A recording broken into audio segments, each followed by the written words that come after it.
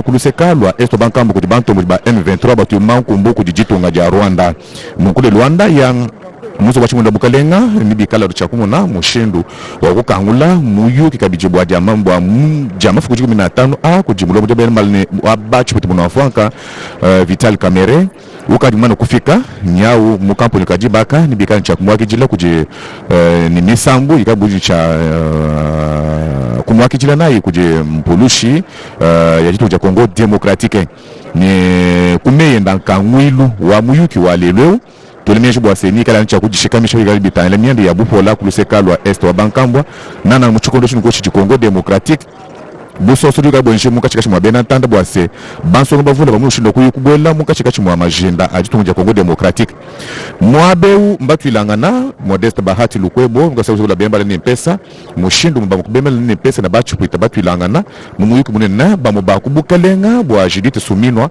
nyau mbamana kutwilangana mwaba eu nuko umuzi wa chimwa bukalenga bwa kumuna mushindo kalabu ya muka ngwilu wa muyuku wale leo bikacha kwenje bokulombo jibwa Vital Kamerhe ngacho kupina buto buchichika ko Jiblez Bokokia bokumuna mushindo kutunuka bose mukapo nyakajiba kapika chabwe ko Vital Kamerhe kututeje kombo bokumwe mukangula muyuki. Session de mars, rentrée parlementaire et une session de grands enjeux, très chers téléspectateurs, parce que vous êtes sans ignorer que notre pays est victime d'une agression rwandaise. Beaucoup de choses se passent à l'est du pays, notamment dans les provinces du Nord Kivu et du Sud Kivu. La situation n'est pas bonne. Tout le monde est conscient, à l'instar de la première ministre, Judith Suminwa. Vous remarquez même au travers de son expression faciale qu'elle est vraiment préoccupé par la situation qui prévaut actuellement au niveau de l'est du pays. Godé Sika est pour le Lingala. Matondi mingi ndeko Blaise Bokokia. Soki misala bien session milekaki ya mubu muleki ya session ya sanza ya liboa. Ezeki mingi pour makamatali bongo misolo e tamu sabongo ekola biso. Session ya mbala oyo ya sanza ya misato ya mubu kote bale na tuku mi bale na mitano mingi pena ko zala makambetali bongo ekolo evandi na biso ebike na biso pe mingi pena monyela ekolo pe wapi mais tozali susu na bokonzite likolo ya mo eteni moko ya mboka na biso ezali malamu te mais tokoki kolongola taka yoko ya yeko biso te pour kokaba yango to kopesa bato mosusu bapunza yango to pe bakoka bongo kusala oyo ezo kusala makuna bobi malamu ete kuna ezali bobele kobomama kuna lisolo mosusu ezali koboma kokamata basi na makasi konyokola bilenge kopesa bango mandoki po ete babunda mpe makambo kirikiri ya mabe mpe makambo ya soni oyo ekoki komela te na boye lelo tokosi bongo mibu tuku misato mobimba oyo tozali kobundisa na ngambo wana ya moyele ya ekolo yango lelo bongo mokolo moyo bongisani po ete bako kofunga bongo misala bya session ya sanda misato mobu moye kala mingi te tutaki kuna na Sénat epai wapi mululu yango musiku kosalema kala mingi te awa tomoni ete babianga mbasi baye kala mingi te mwana mboka Vital Kamerhe akofungola bongo misala pe akoloba lisukulu ya ye pe akofungola bongo misala bya session ya mars to pe session ya sanda misato ya mobu moye. Session des grands enjeux, très chers téléspectateurs. La session au niveau de l'Assemblée nationale et du Sénat ouvre les portes. Aujourd'hui, c'en était fini au niveau du Sénat. Bientôt, ça sera le tour de l'Assemblée nationale. La question est celle de savoir les discours de Vital Kamerhe va porter sur quoi, et au regard de la situation sécuritaire qui prévaut au niveau de l'Est du pays, nous osons croire, très chers téléspectateurs, que Vital Kamerhe, le président de l'Assemblée nationale, speaker de la Chambre basse du Parlement, ne manquera pas de réserver quelques paragraphes dans son speech, quelques paragraphes réservés à la situation sécuritaire qui prévaut au niveau des provinces du Nord Kivu et de Sud Kivu. Clarisse Pelende. mbote bampanga luzolo betu kela wananchi wa Kinzonzi ya Seleka kana betu mepo malakati ya inzo ya Kinzonzi kele samu na kuzabisa benoti banko ya Kinzonzi mekuza mingi penza kuzibula mielo na bao samu na kubanda kisalo ben fanaza batia banda kantete kuna na Sena wapikifulu Jean-Michel Samalukonde kuza kasala discours na kena kutala mingi penza mutindo ndia tisulu ya session ya master kuza vanda pia tubilaka mambo ya kena kuluta kati ya insi ya République démocratique ya Congo kuna ndambo ya Kizunga ya Nord Kivu kansi ben fanaza bati session ya mars kekuza mingi penza kuzaba kutubila mingi mambo ya mvita hii na kena ndambo ya Kizunga ya Este wapi bana ya Congo yonso mekuza tela masamuti hata ndili mosive ya insi ya République démocratique ya Congo kubakama na maboko bambeni ndena kukatuka kuna na Sénat betuke bakama awa na Assemblée nationale wapi Vital Kamerhe na kena twalisi ya Assemblée nationale ya takuza mingi penza kubaka ndinga samu na kuzabisa discours nandi na kena kubanza samu na njatisulu ya bisalu ya Assemblée nationale mutile nkena kuna bifukulu na benu Vital Kamerhe kele mingi penza na ntwala ya bamakesa kena kukota bake na kupesa yangi mukumi na kena yake ya kulungisama samu ya kuza kota awa na inzo ya Kinzonzi to kubanda mingi penza session ordinaire bosake bokilaka na ndinga lumputu pamba ve na mutango betu na kutuba banko ya Kinzonzi bao yofu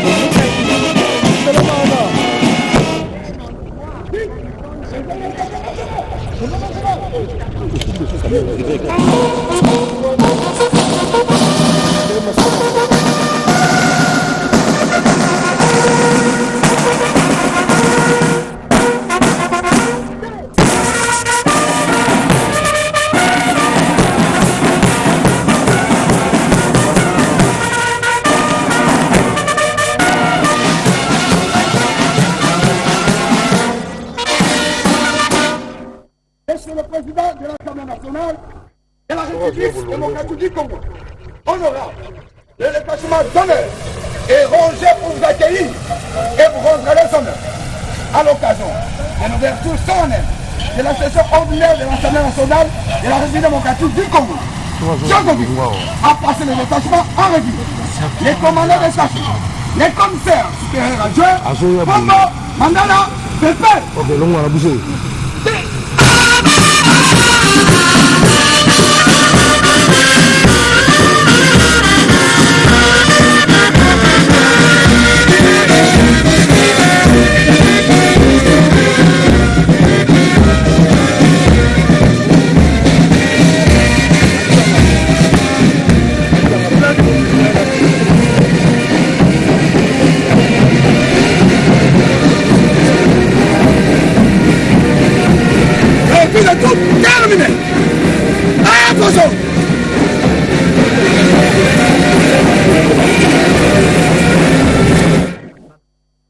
Également les diplomates accrédités en République démocratique du Congo. Nous disions tout à l'heure que le discours qui est prévu comme un seul point à l'ordre du jour va essentiellement porter, nous osons croire, au-delà peut-être d'autres points qui seront invoqués. Vital Kamerhe va réserver une part belle à la situation sécuritaire dans notre pays.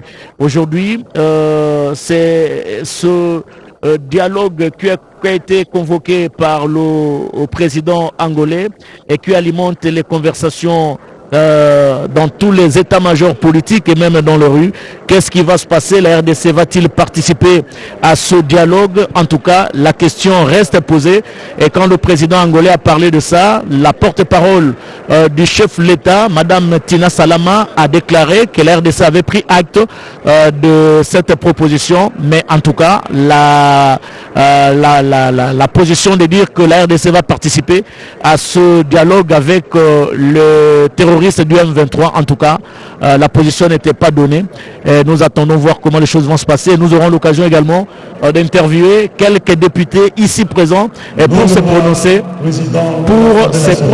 sur la participation, oui ou non, de la République démocratique du Congo à ce dialogue proposé par le président angolais, qui est également président en exercice de l'Union africaine. Nous allons voir, mais ce qui est vrai est que la ligne rouge la ligne rouge ne sera pas franchie, parce que la position du garant de la nation, garant du bon fonctionnement des institutions, le chef de l'État, Félix-Antoine Tshisekedi Tshilombo, a toujours été clair, pas de dialogue avec les terroristes du M23. Qu'est-ce qui va se passer s'il y a dialogue? Ça veut dire que le processus de Nairobi et même les processus de Luanda et les pourparlers de Nairobi n'auront plus la place, et pourtant ce sont des atouts majeurs pour la République démocratique du Congo afin de mettre fin à cette guerre qui déchire le pays depuis plus de 30 ans. Vital Kamerhe a rejoint le perchoir, rejoint les membres du bureau. Bientôt, ça sera le début. Bien sûr, avec le protocole d'État qui va nous annoncer l'ordre du jour qui sera marqué. Président de l'Assemblée nationale, honorable président du Sénat, Excellence Madame la Première ministre, chef du gouvernement, Madame, Monsieur le membre du bureau du Conseil supérieur de la magistrature, Monsieur le président du Conseil économique et social, Monsieur le premier président de la Cour des comptes, Messieurs les présidents des institutions d'appui à la démocratie, honorables membres du bureau de l'Assemblée nationale et du Sénat, honorables députés nationaux et sénateurs, Mesdames, Messieurs les membres du gouvernement, Mesdames, Messieurs les ambassadeurs et chefs de mission diplomatique,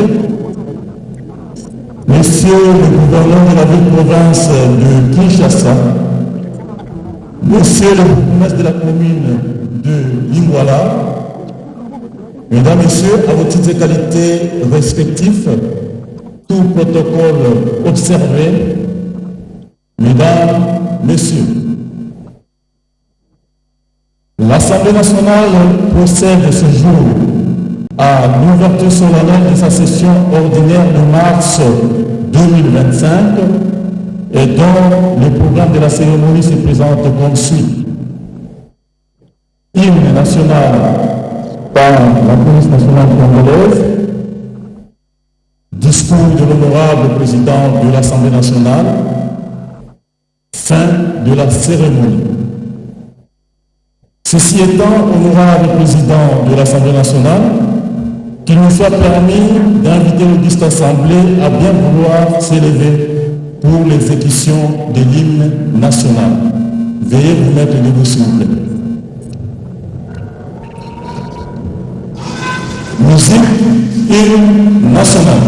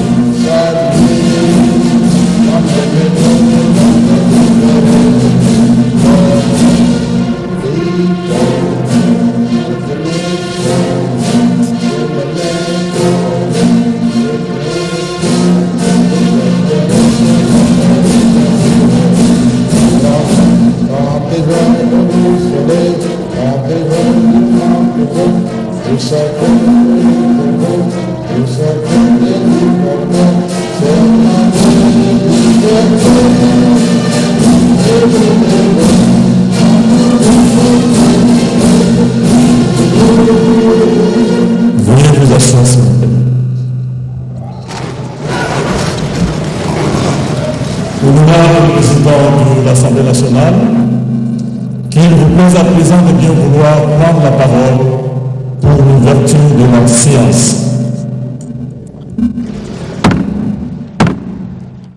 La séance est ouverte. Honorables députés et chers collègues, l'ordre du jour de notre présente séance comporte un seul point, à savoir l'ouverture de la session ordinaire de mars 2025 en application des dispositions de l'article 115, alinéa 1er, point 2 de la Constitution et de l'article 68, alinéa 1er, point 2 du règlement intérieur de l'Assemblée nationale. Comme de coutume, en pareille circonstance, permettez-moi, chers collègues, de prononcer mon discours de circonstance. Est-ce que l'ordre du jour est adopté? Qui sont pour? Qui sont contre? Merci. Donc je peux prononcer mon discours. Je commence d'abord par m'excuser pour ces légers retards dits aux embouteillages dans les couloirs. Honorable Président du Sénat, estimés collègues, Excellente Madame la Première ministre, chef du gouvernement, Monsieur le Président de la Cour constitutionnelle et Président du Conseil supérieur de la magistrature, Monsieur le Procureur général pour la Cour de cassation,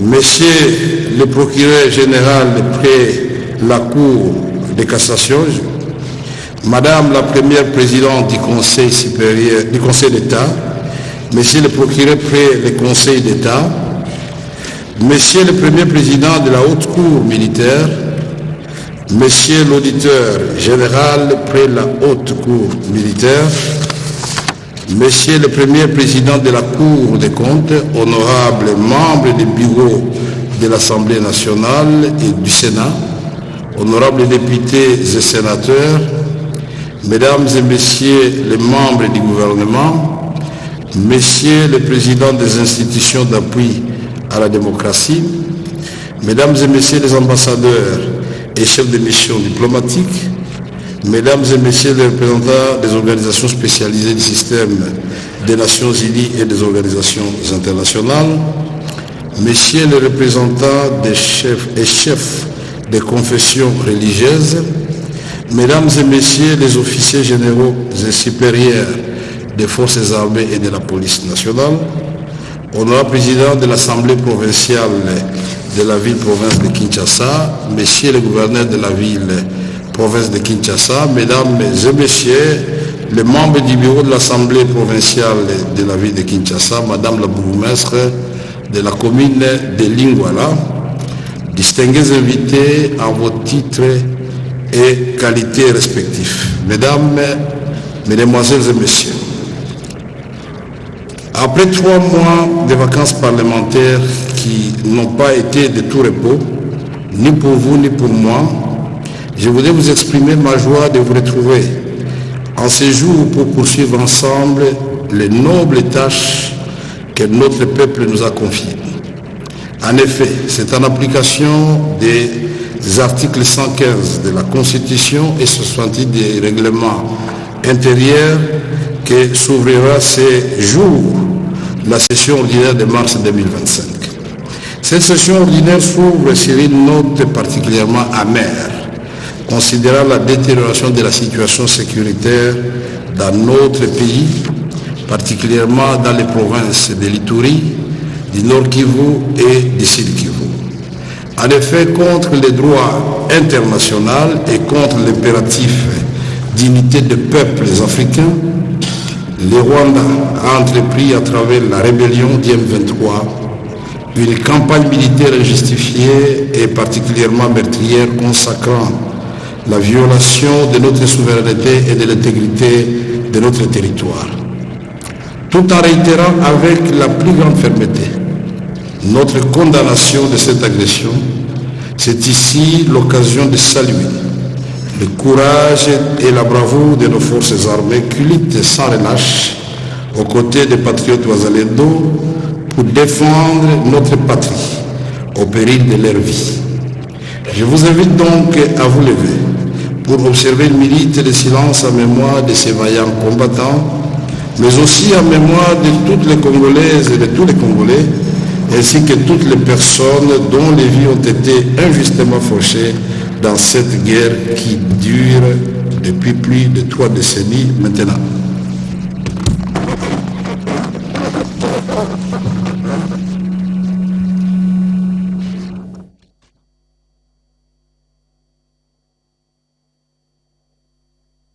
Je vous remercie.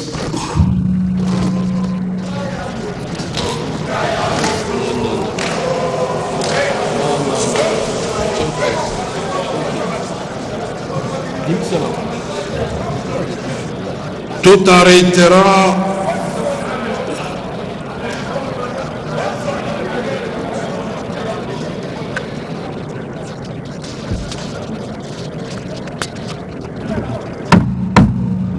les services de sécurité sont invités à faire sortir toute personne qui va perturber le déroulement de la présente session. Absolument. Honorables députés et chers collègues, distingués invités, cet hommage serait incomplet s'il ne souligne pas la détermination et l'engagement personnel de son Excellence Monsieur le Président de la République, Félix Antoine Tshisekedi Tshilombo, commandant suprême des forces armées de la République démocratique du Congo et garant du bon fonctionnement de nos institutions.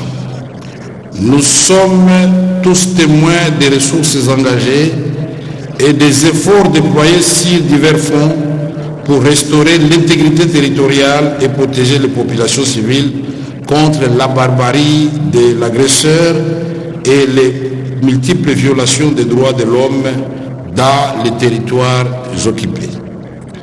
C'est suite à cet engagement du chef de l'État et aux efforts inlassables du gouvernement que des avancées diplomatiques notables ont été réalisées. Quoiqu'encore insuffisantes, les sanctions et les condamnations internationales contre le Rwanda pour son soutien à la rébellion du M23 sont une étape importante pour restaurer la vérité sur ce conflit qui n'a que trop duré. À ce titre, ici est de souligner l'adoption par le Conseil de sécurité des Nations Unies de la résolution 2773 proposée par la France et qui pointe nommément le Rwanda comme force d'agression en RDC. Dans la même perspective, il y a lieu de saluer les actions diplomatiques de la Belgique, autant que celles du Canada, de l'Allemagne, du Royaume-Uni, des États-Unis et plus généralement de l'Union européenne, qui témoignent de leur volonté à soutenir le peuple congolais dans le rétablissement de la paix et dans la préservation de son intégrité territoriale. Si le même registre, il est important de féliciter les efforts diplomatiques des pays de la sous-région, notamment ceux de la SADC et de l'EAC, qui sont engagés aux côtés de la République démocratique du Congo pour assurer une paix durable dans le cadre du processus de Luanda et de Nairobi, pilotés respectivement par leurs excellences Joao Lourenço, président de l'Angola, et Uhuru Kenyatta, ancien président du Kenya. Cet élan de solidarité venu des pays amis s'est aussi traduit par le déploiement des troupes de diverses nationalités qui, au nom du principe de l'intangibilité des frontières, ont été engagés au combat, parfois jusqu'au sacrifice suprême. C'est pour moi l'occasion de rendre un hommage appuyé aux 14 soldats sud-africains du contingent de la SAMI-DRC tombés en défendant la ville de Goma. Honorables députés et chers collègues distingués invités, en droite ligne avec l'action de son Excellence, Monsieur le Président de la République, chef de l'État, et en appui aux efforts du gouvernement de la République, l'Assemblée nationale s'est employée vigoureusement à travers la diplomatie parlementaire. À ce titre, nous avons obtenu de l'Assemblée parlementaire francophone, réunie à Montréal en juillet 2024, la condamnation de l'agression rwandaise contre la République démocratique du Congo. Ce principe a été défendu et réaffirmé à l'occasion de notre participation à la réunion du comité exécutif de l'APF tenu à Canton, au Vietnam, en janvier 2025. En outre, nous avons obtenu du Parlement panafricain l'adoption d'une déclaration de solidarité pour la cessation de la guerre en République démocratique du Congo. Le périple diplomatique engagé par l'Assemblée nationale nous a conduits à rencontrer nos homologues de la France, de la Côte d'Ivoire, de l'Égypte, de la Mauritanie, du Ghana, du Maroc, de l'Afrique du Sud, plus récemment d'Israël, pour non seulement épingler l'implication du Rwanda dans la déstabilisation de la République démocratique du Congo, mais aussi condamner la violation de notre intégrité territoriale et appeler à des sanctions contre les forces d'agression ainsi qu'à un soutien diplomatique plus affirmé en faveur de la République démocratique du Congo et ses institutions. L'Assemblée nationale s'est aussi engagée en tant qu'autorité budgétaire à accompagner les efforts du chef de l'État et de son gouvernement, notamment ceux visant l'amélioration des conditions de vie des hommes en uniforme. Cet engagement s'est reflété dans la loi de finances 2025 et continuera à animer les élus dans leur travail d'allocation des ressources publiques, mais surtout des contrôles de l'effectivité de l'utilisation rationnelle des moyens destinés à l'effort de guerre.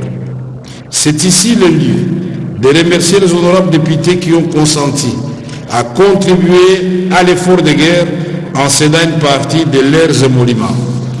L'honorable Kester a été instruite de procéder dès ce lundi au versement des montants collectés au compte ouvert par le gouvernement à cet effet. Merci, honorables députés. Honorables députés et chers collègues, distingués invités, à la demande expresse de son Excellence Monsieur le Président de la République et conformément aux dispositions des articles 116 de la Constitution, 69 du règlement intérieur de l'Assemblée nationale, une session extraordinaire a été convoquée en décembre 2024, comme l'a souligné tout à l'heure mon collègue du Sénat. Les honorables députés et sénateurs ont été invités à réfléchir sur les stratégies diplomatiques et politiques de sortie de crise en appui à l'action déjà entreprise par le gouvernement. Une série de propositions concrètes a été élaborée et soumise à la meilleure attention du chef de l'État. Considérant l'urgence de la restauration de l'intégrité territoriale et à titre exceptionnel, l'Assemblée nationale a organisé des auditions en commission de certains membres du gouvernement pendant les vacances parlementaires.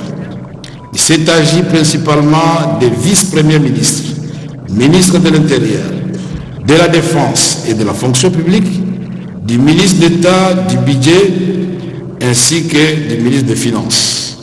Les recommandations issues des dites auditions seront soumises à l'examen de la plénière avant leur transmission au gouvernement.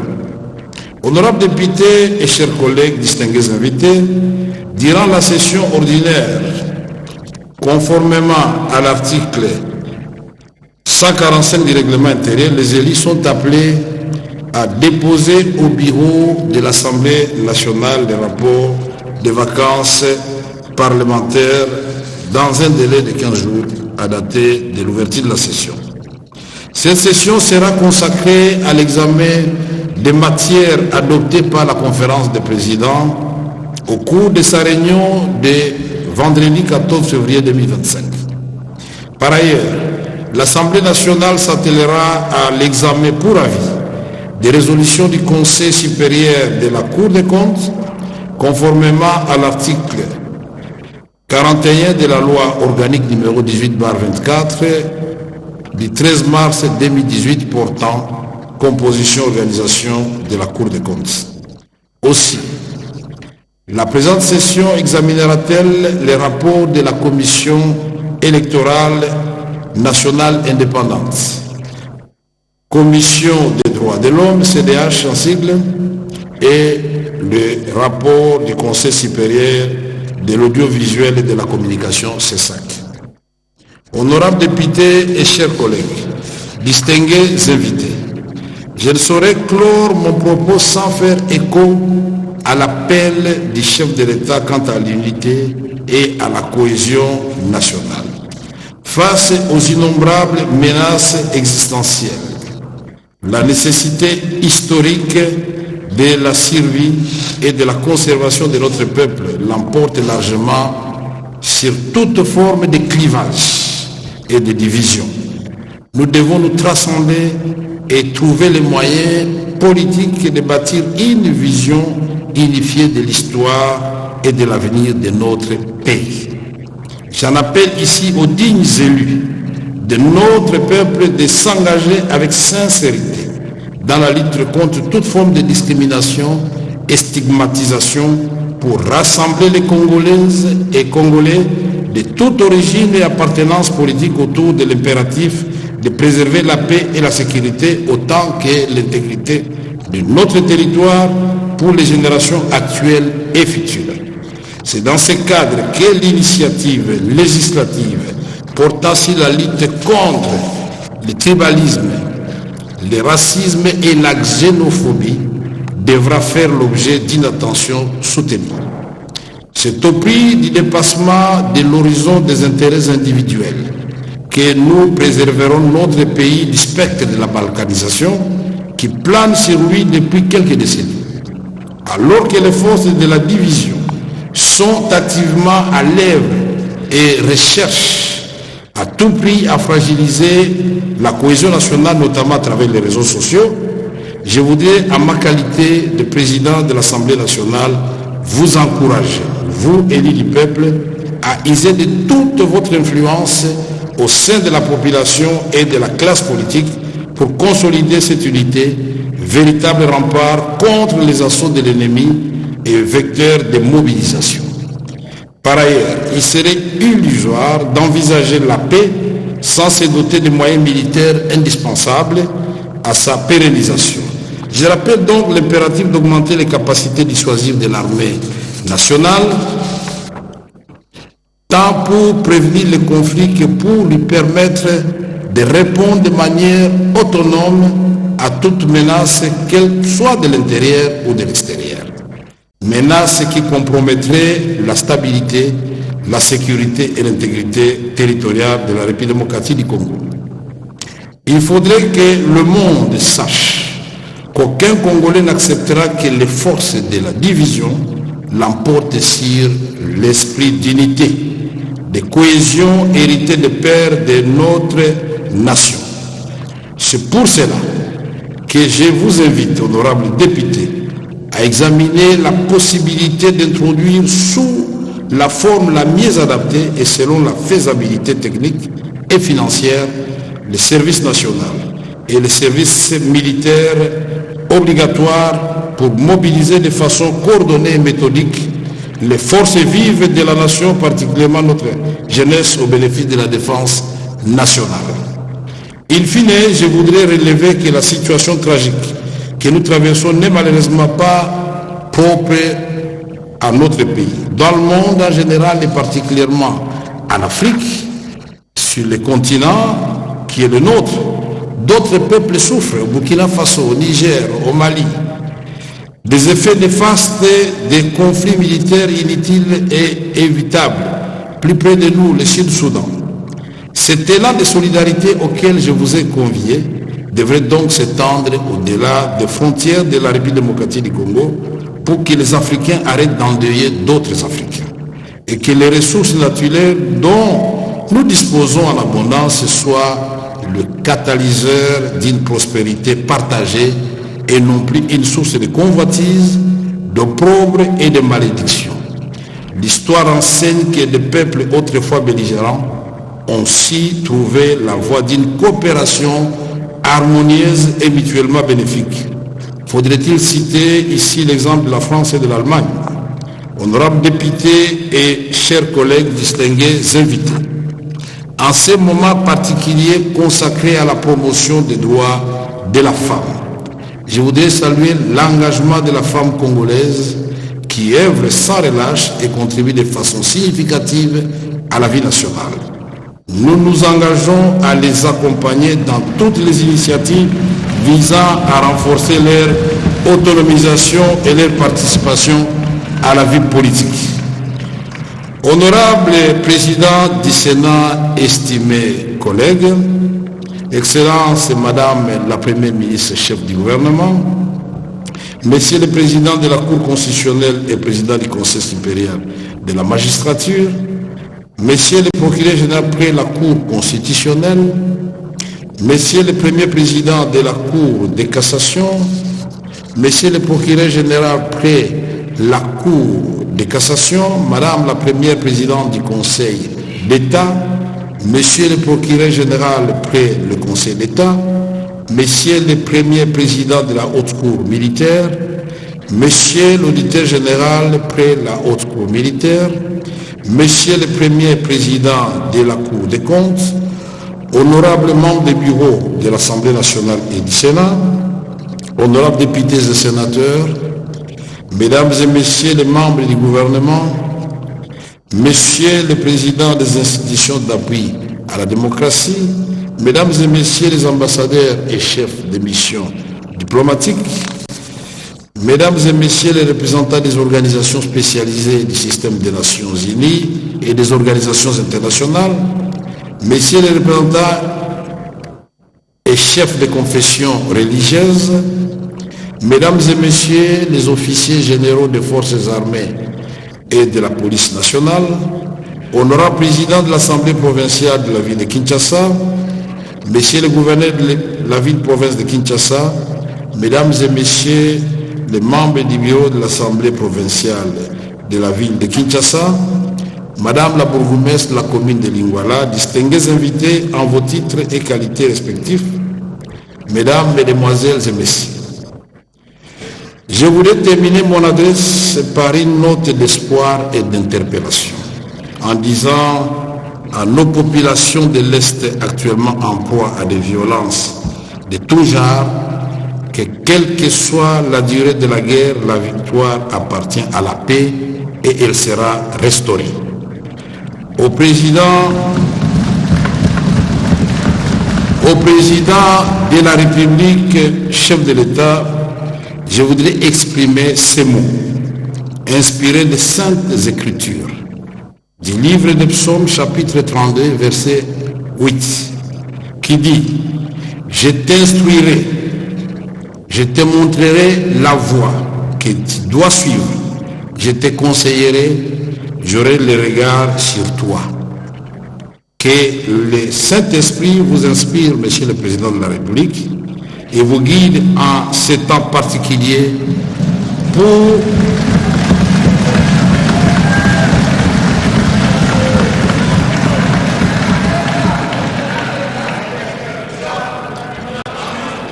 au président de la République, chef de l'État, Félix Antoine Tshisekedi Tshilombo.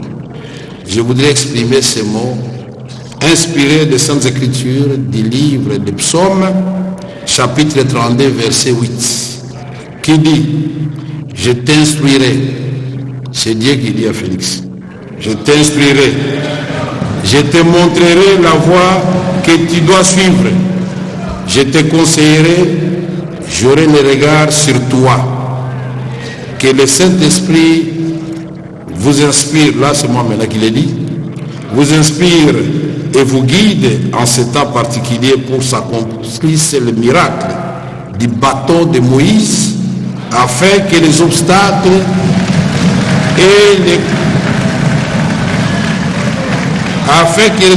les plus coriaces soient brisés et que les voies les plus inattendues soient ouvertes vers la paix, le progrès et la prospérité de notre pays et de son peuple et de l'ensemble de l'Afrique.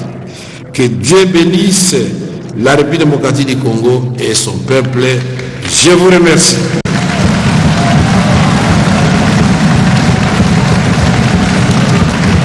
Rose Kalongola.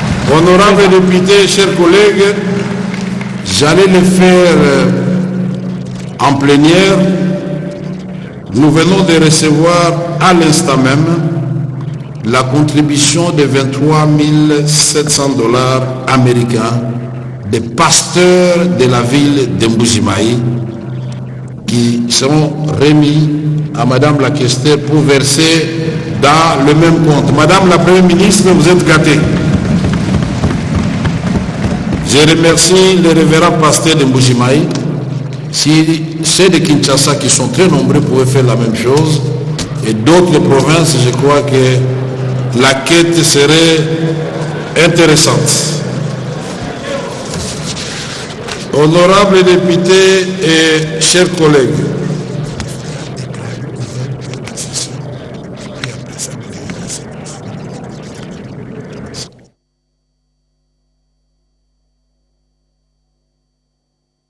c'est bien. Honorables députés, ceci étant, je déclare ouverte la session ordinaire de mars 2025. Je vous remercie, honorables députés, chers collègues. Notre ordre du jour étant épuisé, la séance est levée. Le protocole présente les dispositions relatives à la sortie que voici. Sortiront en premier l'honorable président de l'Assemblée nationale, son homologue, l'honorable président du Sénat, son Excellence Madame la Première ministre et tous les chefs de corps, accompagnés bien entendu par les membres des deux bureaux, des deux chambres, et ce par la porte principale qui donne à la rotonde. Les honorables députés nationaux et sénateurs, les membres du gouvernement, les ambassadeurs et autres officiels et autres de marque de l'Assemblée nationale, eux sortiront par les portes latérales. Pendant que le public attendra momentanément pour sortir en dernière position.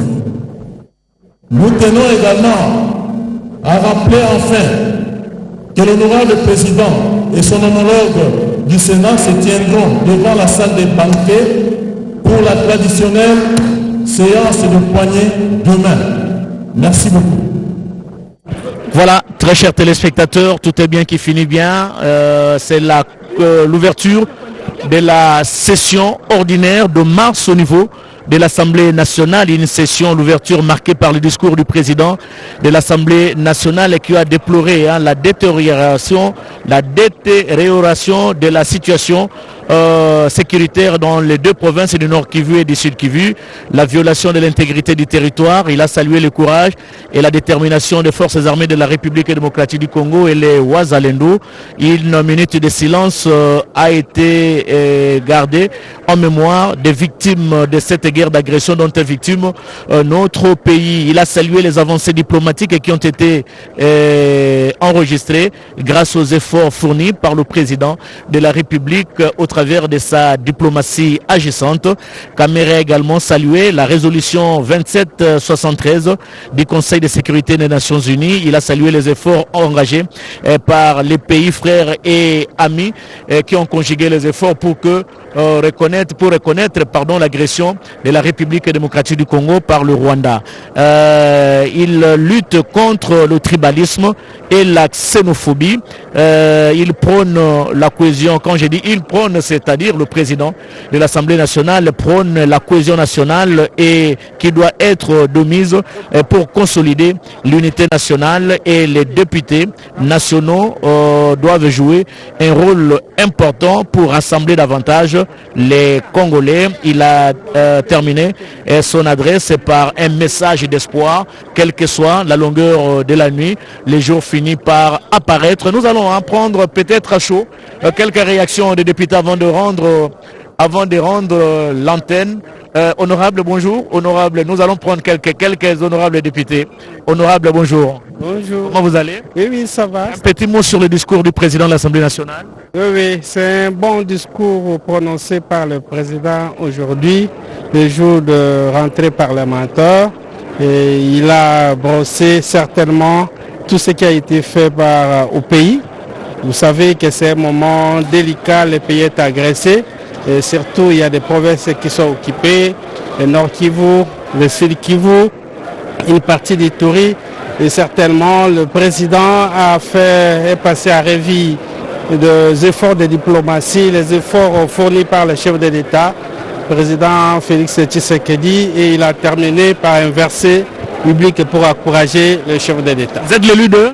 Je suis l'élu de Kinshasa Tchango. Très bien. Alors, nous allons vous retrouver tout au long de cette session ordinaire de mars, parce que la 3 et la RTNC sont mobilisés et pour la couverture médiatique de toutes les sessions de l'Assemblée et du Sénat. Merci, honorable. Mais vous n'avez pas donné votre nom. Oui, je suis l'honorable docteur Sakasaka Tete Benoît. Docteur Sakasaka Tete Benoît, élu de Kinshasa. Élu de Tchango Kinshasa. Meilleur élu. Merci, merci honorable. Voilà, très chers téléspectateurs. Voilà, le président Kamera, comme dans ses habitudes, avant de sortir de la salle pour aller prendre, peut-être partager un petit cocktail avec ses invités. Il est en train de saluer les honorables députés. Voilà, avec aussi Jean-Michel Sama Lukonde, son collègue du Sénat, qui aujourd'hui aussi a ouvert la séance pour cette session de mars au niveau de la Chambre haute du Parlement. La RTNC a été mobilisée pour la retransmission directe de cette cérémonie d'ouverture de la session de mars au niveau de la Chambre basse du Parlement. Je crois que nous avons terminé. Le temps de rendre l'antenne pour d'autres programmes, notamment des journaux télévisés à la 1, à la 2 et à la 3. Merci à toute l'équipe technique qui a été mobilisée pour ce faire. Une équipe technique chapeautée par Papi Nguinamaou et coordonnée par Ado Moujangi. Nous prenons un autre député qui vient d'arriver avant de rendre l'antenne. Honorable, bonjour. Bonjour, bonjour. Une réaction sur le discours de Vital Kamerhe? Oui, il y a eu un discours très consistant. Le président de l'Assemblée nationale a brossé tous les éléments et il a donné l'orientation pour notre session de mars. Nous sommes vraiment très prêts à continuer. Bon, certains d'entre nous, par exemple moi, je suis de la commission défense et sécurité. Nous n'avons vraiment pas eu des vacances parlementaires parce qu'on devait continuer à travailler compte tenu de l'état actuel de la nation. Merci beaucoup. Un message